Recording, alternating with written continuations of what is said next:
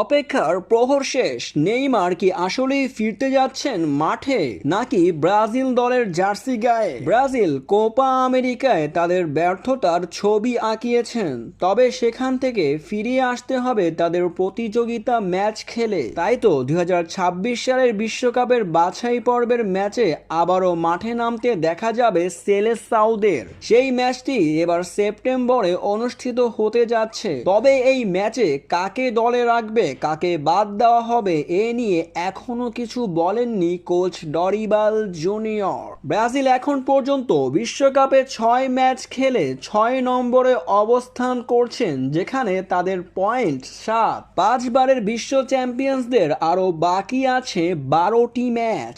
তবে ব্রাজিল চাইবে অবশ্যই সরাসরি খেলতে বিশ্বকাপে। দক্ষিণ আমেরিকার শ্রেষ্ঠ দল হিসেবে গণনা করা হয় ব্রাজিলকে। তবে ব্রাজিলের সুদিন ফিরাতে এবার দলে দেখতে চায় অনেকেই নেইমারকে।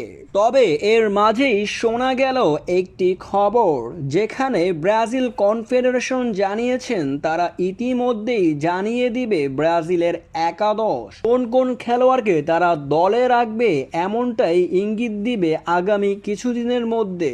তবে কোচ ডরিবাল জুনিয়রকে এ বিষয়ে জিজ্ঞাসা করা হলে নেইমার কি দলে থাকবে, কোচ ডরিবাল জুনিয়র এই প্রশ্নের উত্তরে বলেন নেইমার থাকতেও পারে। তবে কি নেইমারকে আবারও দেখা যাবে ব্রাজিলের জার্সি গায়ে?